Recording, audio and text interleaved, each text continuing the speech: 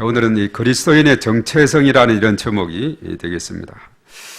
자, 우리가 세상을 살아가다 보면 어떤 모임이나 행사에 참여했을 때 자신이 누구인지 소개한 적이 있을 것입니다.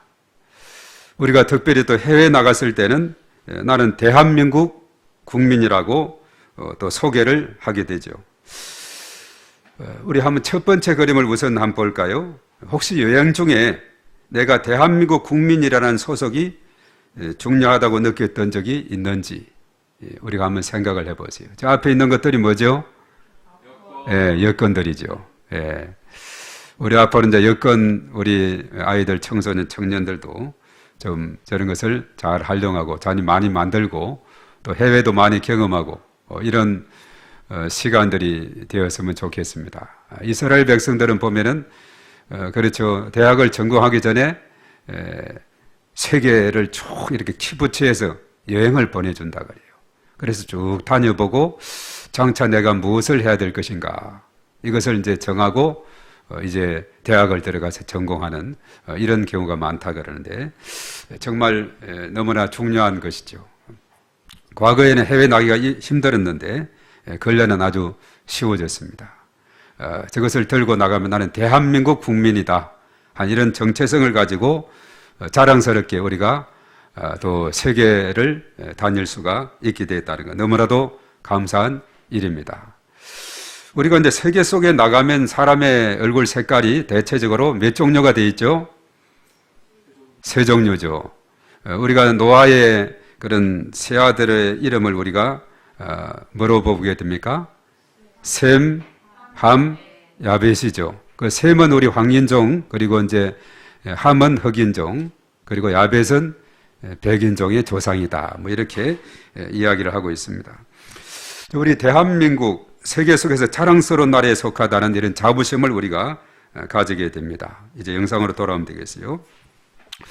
그리고 우리가 어떤 모임이나 또 소그룹에 참여했을 때 특별히 학생의 경우에도 입학을 하거나 또 새로운 학년에 등반하게 된다든지 또 반이 재편성이 되어서 자신을 소개하는 그런 시간을 가질 때가 있습니다. 그때 이제 대체적으로 나는 누구인가 하는 이것이 이제 중요한 그런 이슈가 되는데 이제 자기를 소개할 때 우리는 때로는 준비가 필요합니다. 소개의 범위도 정할 수가 있죠. 우리가 이제 간단한 모임에서는 이름을 이야기하고 또 예를 들어서 또 학교라든가 다니는 학교라든가 그리고 몇 학년이다. 그리고 출석하는 교회는 어디다. 뭐 어디에 속해 있다. 대체적으로 이렇게 이제 우리가 소개를 하게 되죠. 자, 그렇다면 우리가 우리 스스로를 소개할 때는 개념이 서죠. 이름을 말하고 무슨 학교, 몇 학년, 그리고 다니는 교회는 우리 광명비전교회, 속한 지역은 광명시 소화동에 있는 교회입니다. 이렇게 이제 하면은 대체적으로 상대방이 볼 때 이렇게 알 수가 있는 거죠. 자, 오늘 예배에 참석하신 저와 여러분들에게 있어서 공통적인 그 정체성을 가지고 있는 것이 있어요. 이어서 이제 정체성 하니까 이제 이게 무슨 말인가 좀 어려운 말인데 영어로는 아이덴티티 이렇게 말하죠. 그런데 이것을 이제 사전 뜻으로 말하면 좀 철학적이에요. 정체성이 뭐냐?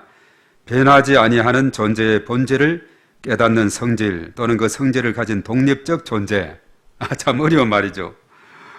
우리 누구나 다 어려운 말인데 쉽게 말해서 이 정체성은 뭐냐 하면 내 스스로가 어떤 사람인가, 내가 원하는 것이 무엇인가, 무엇을 위해서 살며 어떻게 살아야 하는지에 대해서 이렇게 확립하는 것, 이것을 이제 의미하고 있다 이렇게 말합니다.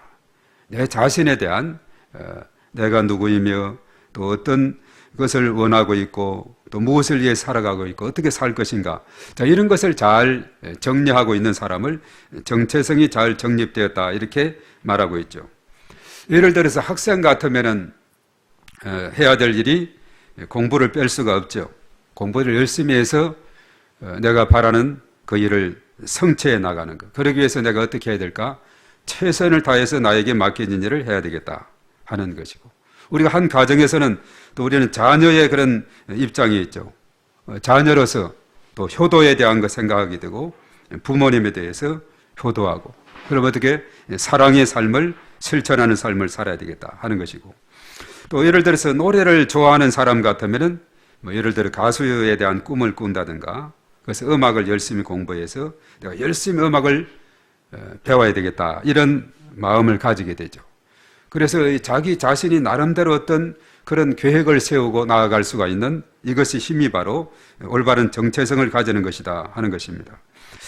자, 이번 3월달 주제가 우리 믿는 사람들의 정체성은 하나님의 백성이다는 이런 개념을 우리가 오늘 말씀에서 생각하게 돼요. 하나님의 백성이다. 물론 구약 성경에서는 하나님의 백성의 개념이 강하다면은 신약 성경에 와서는 하나님의 자녀라는 이런 표현을 쓰게 돼요.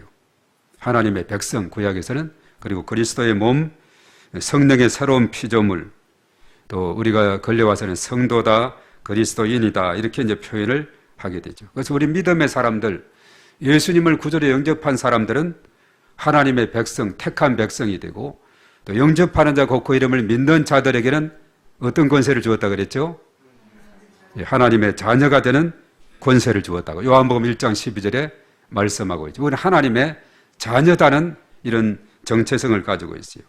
그래서 믿는 사람을 향해서 성도다, 또 그리스도인이다 이렇게 표현하는데, 우리가 성경에 볼 때 이 그리스도인이라는 이 단어가 가장 먼저 사용이 되었을 때가 언젠가, 어디에 나오죠?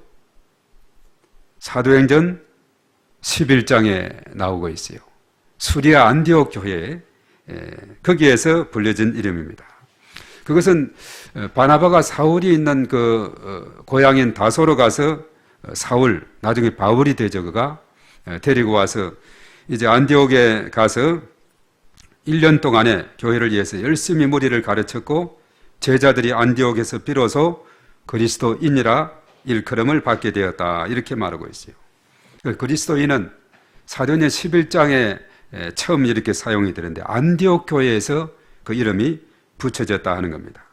그래서 이 그리스도인은 합성어예요. 그리스도하고 무슨 당에 소속되어 있다 이런 뜻을 가진 것인데, 그리스도의 당에 속한 혹은 그리스도에 속한 그리스도의 것이다 하는 이런 의미가 담겨 있습니다. 당시 그리스도인이라는 이 별명은 구별된 삶을 살아가는 무리를 향해서 이렇게 지칭을 하고 있습니다. 그래서 이제 그리스도인이라는 표현을 통해서 세상과 구별된 그런 정체성이 그리스도인들에게 있다는 것을 우리에게 말씀을 해주고 있습니다. 자, 이스라엘 백성들의 삶으로 보게 되면 당시 우리 본문이 있기까지는 400년 동안, 많게는 430년도 표현하기도 합니다만은, 이 정도 되면 조상 이때 한 14대까지 거슬러 올라가는 긴 시간입니다. 이런 기간 동안에 이스라엘 백성들이 거했던 장소가 어디였죠? 우리가 창세기 마지막 부분에 보면 애굽이 바로 그들의 간장소가 돼요. 왜냐하면 요셉이가 먼저 형들에서 팔려갔다가 거기에 가서 국무총리가 되고, 나중에 한 70명 정도의 그런 모든 식구들이 애굽으로 갔는데 장장 400년 동안에 거기에서 살게 됩니다. 자, 그렇다 보면은 애굽의 문화와 세계관에 완전히 그들은 젖어 있는 그런 가운데 있어요. 자, 이런 자들에게 하나님께서 원대한 계획을 가지고 계신 거예요. 그대로 두었다가는 죽도 밥도 안 되겠다 싶어가지고 이제 그들을 그 애굽에서 끌어내서, 이제 사실 우리가 출애굽기에 보면은 이 출애굽이라는 과정을 우리가 보면은 하나님께 예배드리기 위해서, 하나님께 예배하기 위해서 이런 표현들이 많이 언급이 되고 있어요. 애굽 땅에서는 그런 예배의 장소가 되지를 못하는 겁니다. 그런 여건이 되지도 못하고 예배를 드릴 수 있는 그런 환경이 되지 못하기 때문에 거기에서 마치 아브라함을 갈대아 우리에서 끌어내서 아브라함 믿음의 조상으로 삼았듯이, 그 우상의 소굴에서 끌어내므로 믿음의 조상으로 삼았듯이 이스라엘 백성들을 이제 애굽의 문화와 세계관에 꽉 젖어 있고 이방 세계와 이방들의 신들에 젖어 있는 그들을 이제 끌어내므로 인해서 하나님의 백성으로 훈련하고자 하는, 그렇게 살아가고자 하는 하나님의 계획이 담겨 있는 거예요. 그래서 그들을 오늘 새가 나오고 있는데 무슨 새의 날개로 업어 내심같이 이스라엘 백성들의 애굽에서 이끌어냈다 그랬어요? 독수리 날개로 업어서 이렇게 내심같이. 이 독수리가 그 새끼 독수리를 훈련할 때 그런다 그러죠. 높은 벼랑에 올라가서 새끼를 떨어뜨리면 막 그냥 날개짓 하면서 힘이 없기 때문에 떨어지는데 어미 독수리가 확 내려가서 또 낙하채에서 또 올리고 또 떨어뜨리고 날리고, 그러면서 독수리 새끼가 날개에 힘이 생겨서 나중에는 스스로 날아다닐 수 있도록 한다 그랬죠. 이 독수리 날개, 그 날개로 업어서 내심같이 이스라엘 백성들을 애굽에서 이끌어내셨다, 이렇게 말합니다. 자, 오늘 이 본문의 말씀을 자세히 본 분들은 우리가 알겠습니다만은, 자, 애굽에서 출발을 해서 그들이 도착한 장소가 어디죠? 어디에 도착했다 그랬어요? 우리 한번 다시 1절로 돌아가 봐야 되겠습니다. 자, 어디에 도착했고 얼마나 시간이 걸렸는가? 1절로 한번 가보겠어요. 다 같이 시작. 이스라엘 자손이 애굽 땅을 떠난 지 3개월이 되던 날 그들이 시내 광야에 이르니라. 자, 그들이 이제 출애굽을 해서 이제 시내산까지 가게 된 기간이 어느 정도 시간이 소요됐다 그랬죠? 3개월 동안의 시간이 소요가 됐다, 이렇게 말합니다.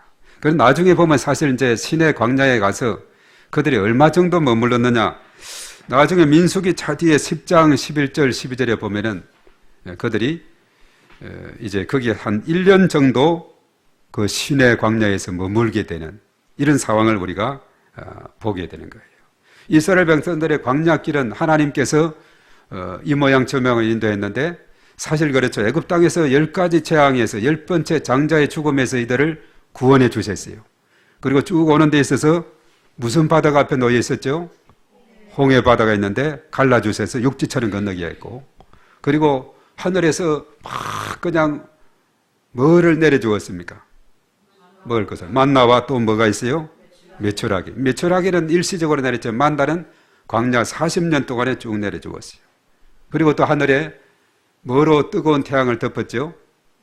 구름으로 덮고, 밤에는 그 추위를 불기둥으로, 그래서 구름기둥 불기둥으로 인도를 해주었는데, 이들이 나아가는 길에 있어서 특별히 구름이 떠오르면 그들이 행진하고 구름이 멈추면 섰는데, 시내 광야에서 보면 한 1년 정도 멈춰 있다가 나중에 구름이 떠올라서 이제 행진하는 모습이 이제 저 뒤에 민수기 10장 11절에서 12절까지 나오고 있는 것을 보게 됩니다. 사실 그 기간 동안에 보면은 그 시내산에 있는 동안에 또 레위기서가 그런 배경이 되고 있고, 거기에서 오늘 특별히 오늘 이 말씀에는 중요한 언약을 맺고 있음을 보게 됩니다.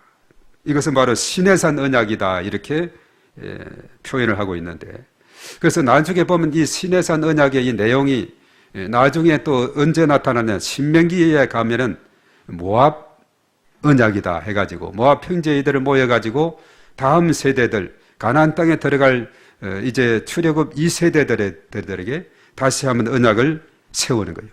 오늘 시내산 언약, 또 모압 언약, 그리고 나중에 사실 여호수아 24장에 보면 여호수아가 백성들에게 세겜 언약을 세우고 있는 것을 보게 되는데, 이 모든 것이 보면은 바로 하나님을 잘 섬기는 삶을 살아야 되는데, 하나님을 잘 섬기고 이렇게 잘 살면은 이런 복이 따르는데, 그렇지 못하면 그게 하나님의 심판이 따른다, 이렇게 말해요. 그래서 오늘 시내산 언약 같은 경우는 쌍무적인 언약이다, 조건적인 언약이다, 이런 표현을 쓰고 있습니다. 그래서 하나님께서는 언약을 맺으시는 이유가 있습니다. 이스라엘 백성들이 이제 애굽의 문화와 세계관을 버리고 하나님의 백성으로 구별되게 살도록 하기 위해서 이런 언약을 맺게 됐다 하는 사실을 우리가 깨닫게 됩니다. 그래서 이스라엘은 하나님과 언약을 맺음으로 이전과는 다른 존재, 다른 세상, 다른 생활을 해야만 했어요. 그래서 바로가 통치하던 애굽에서의 생활과 또 하나님의 종 모세가 통치하던 광야에서의 생활은 달랐다는 겁니다. 이 광야에서는 예배할 수 있는 여건이 되었어요. 그 이스라엘 백성들은 하나님의 언약 백성으로 이제 살아야 되는데, 그래서 사실은 우리가 구약 성경을 읽어 나가다 보면은 하나님과 그의 백성의 관계가 잘 이렇게 언급이 되어 있어요. 하나님과 그의 백성의 관계. 그래서 그 하나님의 백성이 되려면 어떻게 되는가? 하나님의 백성답게 살아야 하나님 백성이지, 나는 하나님 백성이다 선포만 해서는 안 된다는 거죠. 그럼 하나님 백성답게 살려고 하면은 뭔가 삶의 지침이 있어야 되는 거죠. 그것이 뭐냐 하면 바로 토라라는 율법입니다. 이 모세오경을 통해서 이런 토라를 알려주게 된 겁니다.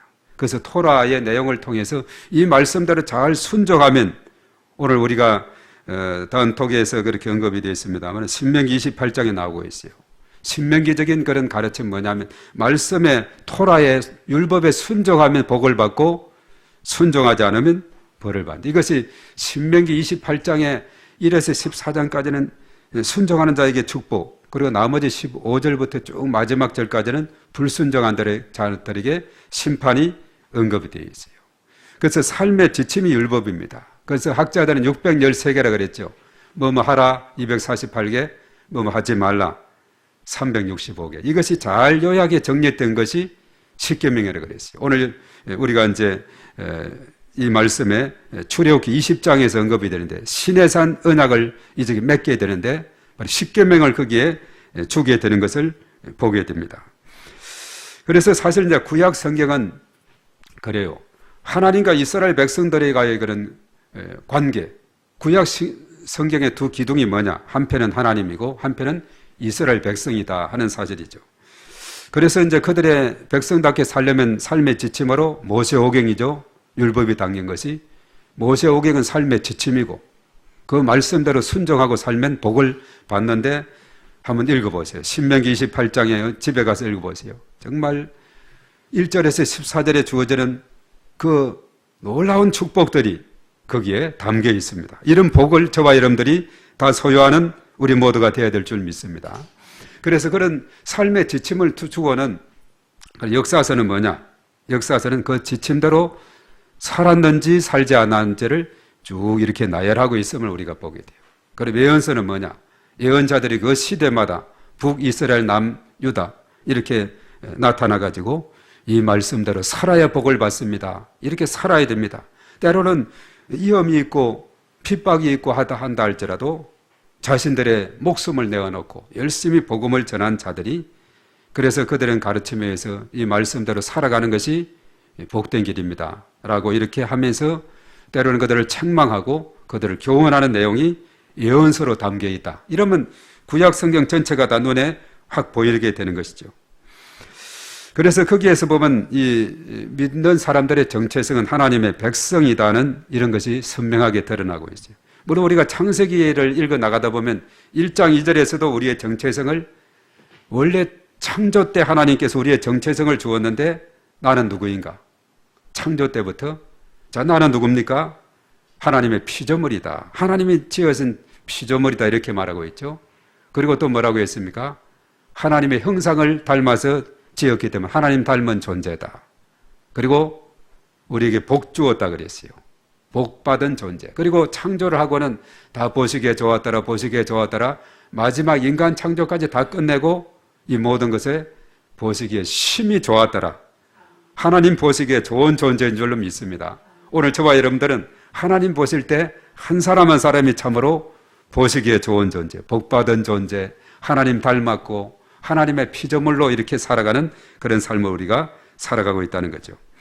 자, 오늘 이 그리스도인의 정체성을 잘 오늘 본문은 설명하고 있는데, 이스라엘 백성들을 향해서 오늘 그렇죠?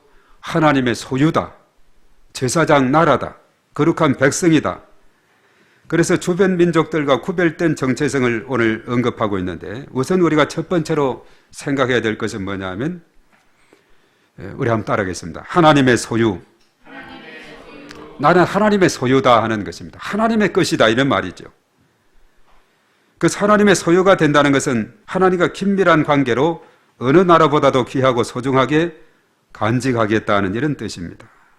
자, 우리 공산주의와 우리 자본주의 차이가 뭐겠어요? 우리 자본주의와 공산주의 차이가 뭐겠습니까? 공산주의는 공동체가 소유가 되는 것을 말하고 있다면 자본주의는 내가 소유자가 되는 것을 말하고 있어요. 이 공동체 소유가 되면은 노동력이 떨어진다 그래요. 그러나 이것을 내 것으로 확정을 지어주면 열정적으로 일을 하게 된다는 겁니다. 이 생산성의 차이가 나타난다는 거죠. 자, 하나님께서 자기의 소유로 삼으시면 자기 백성을 향한 그 사랑과 열심이 뛰어날 수밖에 없습니다. 그래서 사실 오늘 출애굽기 19장 암송 구절인 5절과 6절은 나는 너희의 하나님이 될 것이다 하는 이런 의미예요. 나는 너희의 하나님이다. 내 소유로 삼고 또 그 다음에 제사장 나라로 삼고 그리고 모든 하나님께서 우리를 거룩한 백성으로 이렇게 삼는 것은 하나님께서 바로 나는 너희의 하나님이 될 것이다 하는 이런 의미가 담겨 있어요. 하나님이 나의 하나님이 된다면 우리가 이 세상에서 걱정할 것이 없는 줄로 믿습니다. 우리가 시편 23편에 그러죠. 여호와는 나의 목자시니 내가 부족함이 없으리로다. 그가 나를 푸른 풀밭으로 놓이시며 쉴만한 물가로 인도하시고 영적인 소생함을 주시고 사망의 골짜기를 간다 해도 두려워하지 않을 것은 나를 늘 지팡이로 또 막대기로 나를 안위해 주시고 인도해 주시고 원수의 목전에서 우리를 상을 차려주는 승리의 그런 삶을 베풀어 주기 때문에 우리가 이 땅에 살아갈 때 하나님을 목자로 섬기게 될 때 우리는 부족함이 없는 풍성한 삶을 이 땅에서 누리게 될 줄로 믿습니다. 얼마나 복된 것인지 몰라요. 그래서 하나님의 소유에 속해 있다는 거 너무나도 감사한 일인 줄로 믿습니다. 그리고 이제 두 번째는 제사장 나라라 이렇게 했습니다.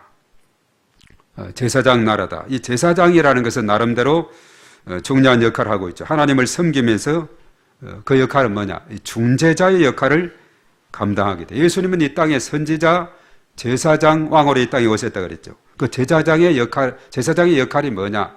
이것은 뭐냐면 우리의 죄를 이제 중재하는 겁니다. 하나님과 나 사이에 깊은 구렁텅이가 있는데 죄악으로 말미암아 건널 수 없는 서로 소통할 수 없는 그런 상황이 됐는데 바로 예수님이 중재 역할로 그 가운데 뭘 가지고 다리를 놓았죠? 십자가, 브릿지 전도다 이런 표현을 쓰는데 하나님과 나 사이에 그 깊은 구덩이 있는데 십자가로 다리를 놓으니까 우리가 그렇죠. 어떤 강이나 또 웬만한 요즘 바다도 보니까 긴 다리를 놓아서 이쪽 섬에서 저쪽 섬으로 연결을 했더만요. 이런 섬들이 참 많이 있습니다. 다리를 놓아두면은 자동차로 그대로 섬에까지 갈 수가 있어요. 그 중간에 구덩텅이가 있는데 십자가로 다리를 놓으면 십자가를 통하여서 우리는 하나님께로 나아가는 길이 활짝 열리게 된 줄 믿습니다. 십자가 지심으로 성소 휘장이 찢어져서 누구든지 이제는 예수의 피공노지에서 하나님께로 직행할 수 있는 길이 활짝 열려졌기 때문에 예수님을 영접하면 하나님의 자녀가 되고 우리는 이 땅에서 살아갈 때에 하나님께서 주시는 그 놀라운 생명과 능력과 그 놀라운 축복을 우리가 누릴 수가 있게 됐다는 너무나도 감사한 일인 줄로 믿습니다. 그래서 이 제사장이라는 것은 중재자 역할을 한다 그랬어요. 하나님께 백성이 나아갈 수 있도록 이렇게 길을 열어주는 겁니다. 거기에 구렁텅이를 십자가로 다리를 넣어줘서 건너가게 합니다. 그리고 자신의 거룩을 유지하고 또한 백성을 거룩하게 하도록 이렇게 인도하는 것인데 이 거룩의 확산이 어떻게 되느냐 하면 지성소 하나님의 임재가 있는 곳이거든요. 구약시대는 이 성전이 저 안쪽에 지성소가 있고 그는 또 바깥에 성소가 있고 뜰이 있습니다. 장막뜰이 있어요. 그래서 지성소는 하나님을 의미한다면 성소는 제사장이 그리고 그 뜰에는 레위인들이 그리고 뜰 밖으로는 이스라엘 백성들이 이스라엘 온 땅으로 그리고 그 땅을 이스라엘을 넘어서 모든 민족에게 열방에게 주의 말씀이 이렇게 전파되도록 이렇게 하는 역할 이것이 바로 중재자의 역할이다 하는 것입니다. 그래서 우리 각자를 향해서 우리를 왕 같은 제사장이다 이렇게 표현을 했다 그랬죠. 그래서 사실은 우리가 에스겔 47장에 보면 성전에서 문지방에서 나온 물이 그 성전문이 동쪽으로 향했는데 쭉 이렇게 흘러가면서 한 1000척, 한 500m, 1000m 단위로 이렇게 물 깊이를 재니까 점점 발목에서 무릎으로 허리로 건너지 못할 그 물로서 점점 확장되는 것을 보게 돼요. 그래서 이것을 말해서 이사야 11장에는 그렇게 말했어요. 내 거룩한 산 모든 곳에서 해됨도 없고 상함도 없을 것이니 이는 물이 바다를 덮음같이 여호와를 아는 지식이 세상에 충만할 것임이니라. 하박국 2장 14절에도 이는 물이 바다를 덮음같이 여호와의 영광을 인정하는 것이 세상에 가득함이라 이렇게 말했죠. 그래서 이 제사장의 역할이 얼마나 중요한지 모릅니다. 주의 복음이 사도행전 1장 8절대로 말하면 예루살렘에서 오직 주의 성령이 너희에게 임하시면 너희가 권능을 받아 예루살렘에서 온 유대로 사마리아로 땅끝까지 이르러 내 증인이 되리라 그렇게 말씀했죠. 우리들로 하여금 왕같은 제사장 사무소에서 이 일에 중재하고 이 일을 우리가 하고 주의 말씀을 전하는 일에 우리들 사용하기를 원하시는 줄로 믿습니다.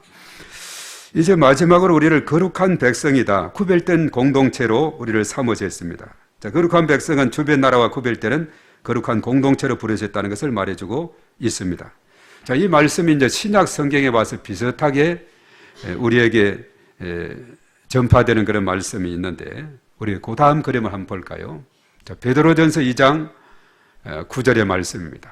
자, 여기에 보면은 베드로가 전하는 우리의 정체성이 나오고 있어요. 우리 한번 여기에 나온 대로 다 읽어봅니다. 시작. 그러나 너희는 택하신 족속이요 왕같은 제사장들이요 거룩한 나라요 그의 소유가 된 백성이니 이는 너희를 어두운 데서 불러내어 그의 귀한 빛에 들어가게 하신 이의 아름다운 덕을 선포하게 하려 하심이라. 이렇게 택하신 족속, 왕같은 제사장, 거룩한 나라 이렇게 우리를 삼아준 것은 그 이유가 있습니다. 그렇게 말하고 있죠. 빛에 들어가게 이는 이렇게 되어 있죠. 저쪽 끝에 이는 이렇게 우리를 삼으신 이유가 있습니다. 요 네 가지 되어 있는 거 있죠. 우리 다 같이 답만 다 같이 시작. 택하신 족속, 왕같은 제사장, 거룩한 나라, 그의 소유가 된 백성. 자, 이렇게 삼은 이유가 있어요. 목적이 뭐라 그랬어요? 이는부터 다 같이 시작. 이는 너희를 어두운 데서 불러내어 그의 귀한 빛에 들어가게 하신 이의 아름다운 덕을 선포하게 하려 하심이라. 예. 쉽게 말해서 복음을 전하는 그런 사람으로 삼기 위해서다 이렇게 했어요. 그래서 우리가 이제 출애굽기하고 이 베드로전서 그 다음 그림을 보면은 이것이 이제 성경을 깊이 이제 공부하다 보면 여러 가지 구약의 말씀이 신약에 와서 이렇게 인용이 되고 그런 부분이 있죠.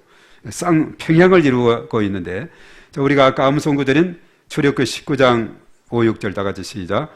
세계가 다 내게 속하였나니 너희가 내 말을 잘 듣고 내 언약을 지키면 너희는 모든 민족 중에서 내 소유가 되겠고 너희가 내게 대하여 제사장 나라가 되며 거룩한 백성이 되리라. 너는 이 말을 이스라엘 자손에게 전할지니라.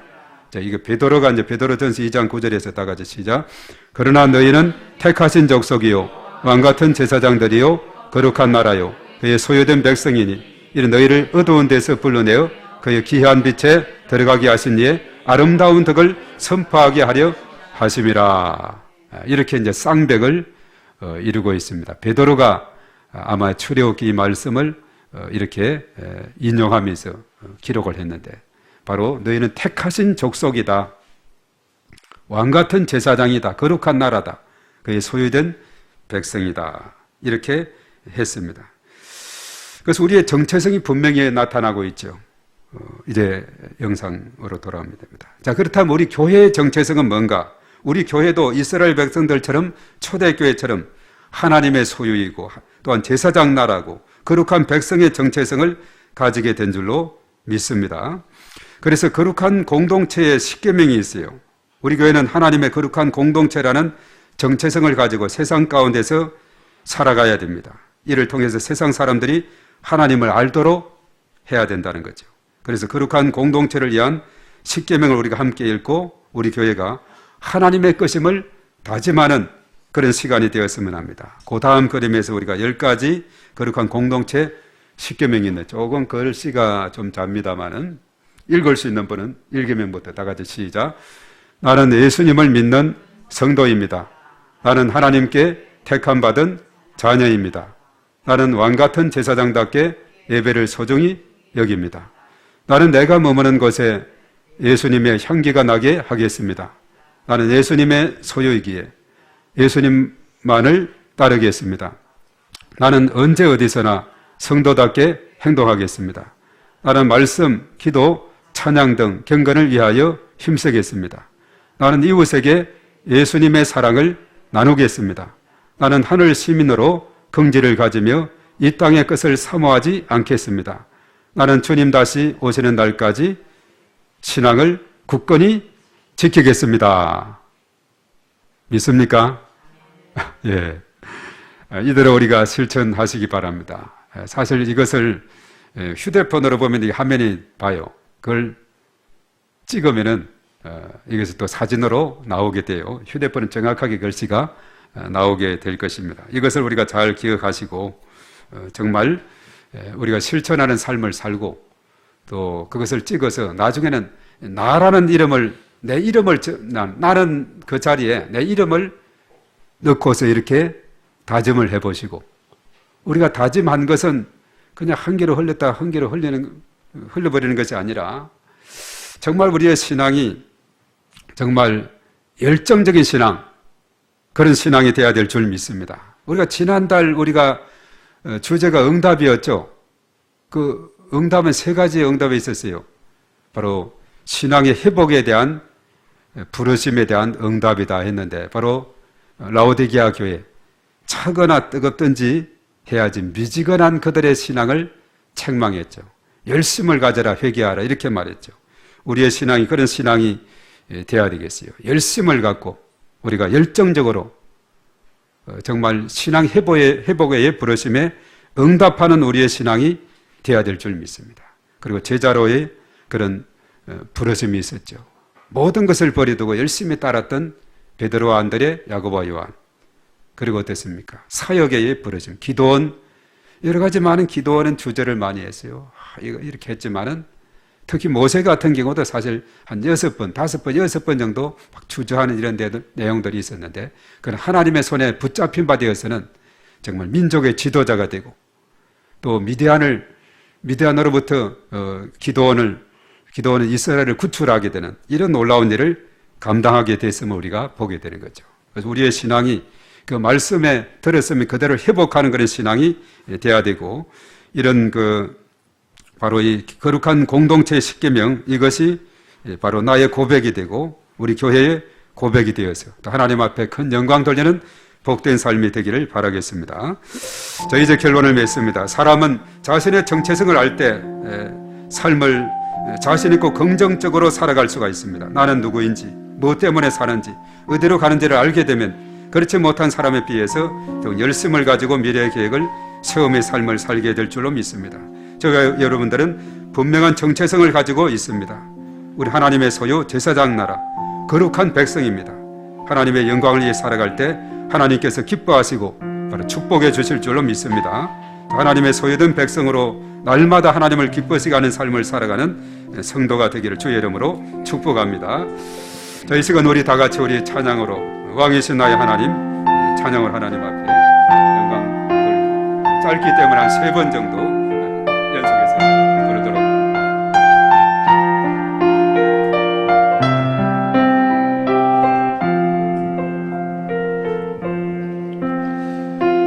왕이신 나의 하나님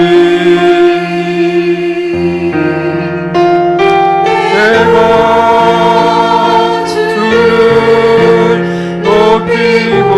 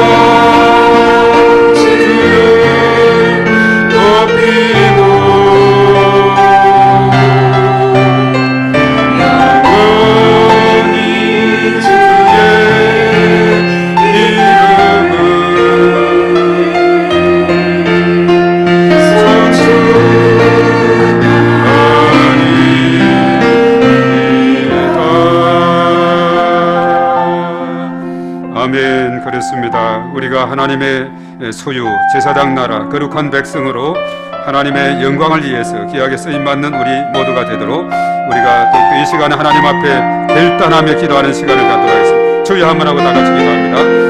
주여! 내려가신 하나님 아버지, 하나님의 사랑을 감사를 드립니다. 오늘 이 시간 하나님께서 함께하시고 성령의 임재하심과 기름 부으심으로 충만함으로 하나님께서 역사해 주셔서 저희들 하여금 하나님의 소유 삼아주시고 제사장 나라로 삼아주시고 거룩한 백성으로 삼아주신 것 참으로 감사를 드립니다. 하나님께서 저희들 가운데 임재하셔서 성령의 임재하심과 기름 부으심으로 충만하게 도와주시고 저희들이 더욱더 하나님 앞에 결단하며 다짐하며 나아갈 때 하나님께서 저희들의 삶 가운데 놀라우신 건능을 함께 하시고 은혜를 부어주시고 충만케 하시고 기름 부어주시옵기만을 주여 간절히 바라고 원하옵나이다. 오 주여 믿습니다. 주님 도와주시옵소서. 저희들 심령 가운데 하나님의 하늘은 은총을 함께 하시고 하나님의 거신과들 가운데 아버지 저희들을 붙들어 주시고 인도하여 주시옵기만을 주님 간절히 바라고 원하옵나이다. 오 주여 믿습니다. 저희들 각자를 하나님 함께 하시며 한량없는 주의 놀라우신 은총으로 아버지 하나님 인도하여 주시옵소서. 주의 건능의 말씀으로 아버지 하나님의 충만하게 인도하여 주시옵기만을 주님의 간절히 바라고 원하옵나이다. 할렐루야 하나님 이름을 높여드립니다. 하나님을 찬양합니다. 하나님 아버지 함께 하시고 한정으로 아버지 하나님 인도하여 주시옵소서. 저희들 하여금 올바른 정체성을 확립해서 하나님 나라를 위해서 세하게 쓰임받는 저희 모두가 되게 하여 주시옵기만을 주님의 간절히 바라고 원하옵나이다. 오 주님 믿습니다. 주님 도와주시고 역사해 주시옵소서. 거룩하신 하나님 아버지, 저희들 하여금 그리스도인의 정체성을 우리가 잘 가지고 하나님께서 저희들로 하여금 하나님의 소유 삼아주시고 제사장 나라로 거룩한 백성으로 삼아주신 것 감사를 드리며 참으로 아직도 이 범위에 살지 못하는 수많은 사람들에게 저의 복음을 전파하며 하나님 나라를 든든히 세워가며 하나님 앞에 영광 돌리는 저희 모두가 되게 하여 주시옵소서. 그래서 온전히 하나님께는 영광이 되고 저들의 삶 가운데 놀라운 은혜와 축복이 충만하게 임하게 도와 주시옵소서. 오늘 이 시간 동안 하나님 앞에 예물들을 드렸습니다. 일일이 다 기억하시고 하늘문을 활짝 열어주셔서 우리 하나님의 크신 축복으로 은혜를 더하시며 예물을 통해서 하나님 큰 영광 거두어 주시옵소서. 이제는 우리 주 예수 그리스도의 은혜와 하나님 아버지의 극진하신 사랑하심과 성령님의 기름 부으심, 충만하심, 교통하심이 우리 가운데 영원토록 함께 하시옵기만을 간절히 축원하옵나이다. 아멘.